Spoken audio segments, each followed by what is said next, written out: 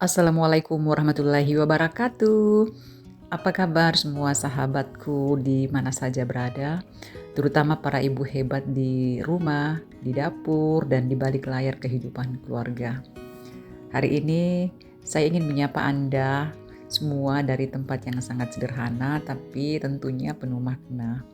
Saya seorang guru di MTSN 1 Bone, Sulawesi Selatan. Beberapa hari ini terakhir sangat sibuk di sekolah, mulai dari pembelajaran, kemudian menyelesaikan berbagai administrasi pemenuhan epiden zona integritas di sekolah kami. Alhamdulillah sekarang sudah masuk musim porseni. Suasana sekolah agak lebih santai dan hari ini saya ingin menikmati momen sederhana, yaitu beraktivitas di dapur sambil berbagi cerita dan makna.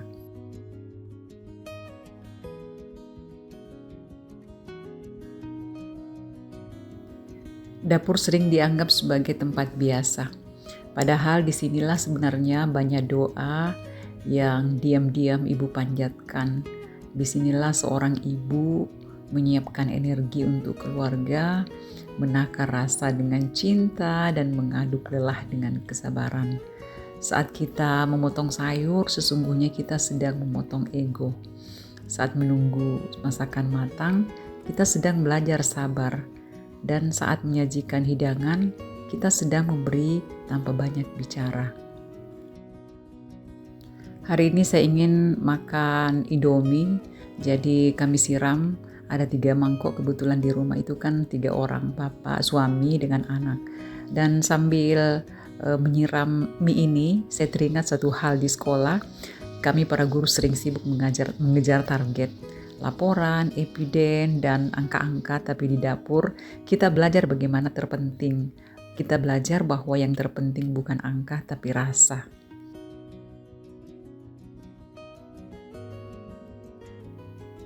Begitu juga mendidik anak, bukan sekedar nilai tapi akhlak, bukan hanya prestasi tapi kejujuran dan tanggung jawab itu yang terpenting.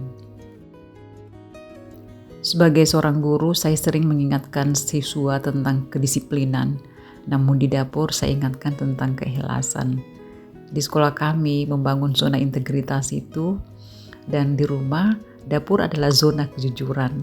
Kalau lelah ya pasti lelah, kalau capek juga pasti capek. Tapi tetap berjalan karena ada keluarga yang menunggu. Dan untuk ibu-ibu semua, jangan pernah merasa kecil karena hanya di dapur, karena sebenarnya dari dapurlah lahir generasi kuat. Kemudian dari dapur juga tumbuh anak-anak yang berkarakter dan tercipta rumah yang sangat tenang. Sekarang ini ibu-ibu luar biasa, bukan hanya mengurus rumah tapi juga memulai berkarya melalui media sosial. Masak sambil berbagi resep, kemudian bersih-bersih sambil berbagi tips, dan semua itu bisa membantu ekonomi keluarga. Kita niatkan bukan untuk pamer, tapi berbagi, bukan untuk popularitas juga, tapi kebermanfaatan, karena Allah menilai niat, bukan jumlah like dan subscriber. Aroma masakan ini sederhana, tapi insya Allah penuh cinta. Seperti hidup kita, tidak selalu mewah, tapi bermakna. Kalau hari ini terasa berat, ingat, Allah tidak pernah menaruh beban tanpa menyiapkan kekuatan. Dan seringkali kekuatan itu lahir dari dapur. Kegiatan hari ini juga ini bersama dengan teman-teman mengajar. Kebetulan hari ini ada acara arisan, dan arisan ini dari ibu-ibu teman-teman mengajar di sekolah kami.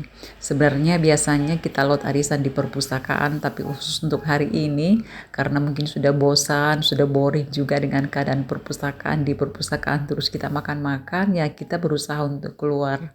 Dan ini teman-teman, ada 3 orang yang kami panggil, teman-teman laki-laki. Beliau adalah bendahara kami, bendahara bos, bendahara pengeluaran, kemudian wakamat, persarana prasarana. Dan ini juga teman-teman yang baru masuk ini adalah merupakan wakamat humas kami dulu, tapi sekarang sudah bergeser di Kemenak, Kementerian Agama Kabupaten Bone. Dan di sini kita menikmati barobo. Barobo itu adalah makanan khas dari Bone, dari Sulawesi Selatan, yang bahan dasarnya adalah jagung. Jadi mungkin di daerah teman-teman yang lain bukan Barobo namanya, tapi saya yakin ada juga masakan seperti ini di daerah teman-teman. Kalau ini pada hari yang lain lagi, bukan hari yang sama, dari belanja kemudian langsung masuk di dapur. Biasanya kalau saya belanja ini pergi ceklok dulu di kantor, kemudian karena tidak ada jam mengajar, jadi ke pasar dulu untuk membeli. Di sini saya membeli sayur-sayur, kemudian ada apa lagi namanya ini cabe. Tidak ketinggalan juga energennya. Ini energen untuk sarapan. Dan waffle, snack-snack, ini permintaan Ananda si sulung yang biasanya kalau dia lagi berkegiatan di rumah itu minta cemilan. Jadi seperti ini cemilannya saya simpan di kamarnya, di sini saya taruh. Jadi kalau dia mau menikmati biasanya hanya ambil di sini. Dan setelah itu saya masuk dapur kembali. Ini saya taruh belanjaan saya rapikan. Kemudian setelah itu membersihkan dulu sebentar di dapur. Siapa di sini yang kalau ke pasar itu suka beli makanan atau kue yang sudah jadi seperti ini? Ada tumbuk dari singkong. Saya suka sekali seperti ini karena itu kan terbuat dari singkong kemudian pakai gula merah dan ada isi di tengahnya itu. Kemudian pawa, ini kue pawa. Kue pawa di daerah teman-teman juga mungkin lain namanya, tapi pasti saya yakin juga ada makanan seperti ini. Ini juga donat yang sebenarnya yang saya suka itu adalah donat pakai gula, tapi karena orang di rumah itu biasanya minta juga donat yang ada seresnya, jadi saya belikan seperti ini. Saya rekam suara ini setelah dapur bersih-bersih, beres semua makanan, dan saya sudah masak ikan. Tadi saya tag video untuk masak-masak ikan karena kebetulan tadi malam itu anak saya request bagaimana katanya, Mama kalau besok kita masak ikan, kemudian resepnya lihat di YouTube. Karena jujur sebenarnya saya emak-emak memang suka beres-beres di dapur, tapi untuk persoalan masak-masak itu bukan seperti ibu-ibu yang lain. Saya bukan ahli masak-masak, tapi ya kalau anak-anak minta, saya mungkin bisa masakkan dengan cara melihat bagaimana resepnya dari YouTube. Pas saya take video ini ada telepon dari Wakaman Sarana Prasarana di sekolah itu, katanya ada pertemuan. Jadi saya kaget karena informasi yang ada di grup kita itu, di grup sekolah, saya tidak sempat melihatnya kemarin. Kebetulan tadi malam itu jam 9 saya sudah tidur karena capek sekali seharian bekerja untuk mengupload evidence zona integritas. Tapi ya seperti itulah pekerjaan kita harus ikhlas karena pemerintah memberikan gaji kepada kita. Dengan ikhlas maka seluruh konsekuensinya pekerjaannya juga harus dipertanggungjawabkan, harus dilakukan secara profesional juga. Menjadi seorang ibu rumah tangga dan juga sebagai ibu bekerja itu harus memang pintar-pintar kita bagi waktu. Jangan sampai waktu kita tidak bisa atur, jadi ilmu manajemen waktu memang harus kita miliki. Karena terus terang, kadang kalau kita dari kantor itu, pekerjaan rumah itu tidak bisa kita kerjakan secara maksimal. Saya umur segini, kalau dari kantor itu capek sekali, jadi tidak bisa kalau tidak berbaring dulu sebentar. Satu hal lagi yang perlu kita bahas mungkin di sini, yaitu di era sekarang, pergaulan kita tidak hanya terjadi di dunia nyata, tapi juga di dunia maya, lewat WhatsApp, kemudian Facebook, Instagram, atau YouTube dan berbagai grup lainnya. Karena itu hari ini saya ingin menyampaikan juga, mungkin ini berupa pesan-pesan baik untuk kita semuanya tentang cara kita bergaul sebagai bunda-bunda online.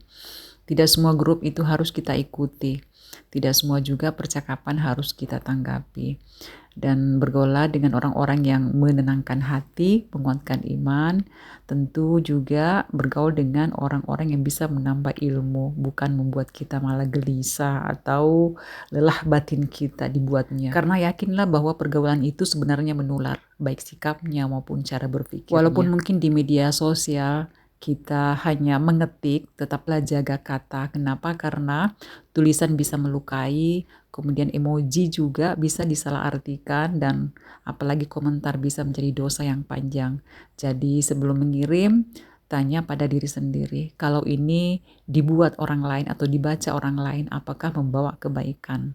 Kemudian kalau kita ragu, lebih baik diam saja. Tidak terasa teman-teman, sudah 9 menit kita bersama. Terima kasih sudah menemani saya hari ini dari dapur kecil dengan cerita sederhana. Semoga dapur kita selalu hangat, hati kita selalu lapang, dan keluarga kita selalu dalam lindungan Allah Subhanahu wa taala. Amin ya rabbal alamin.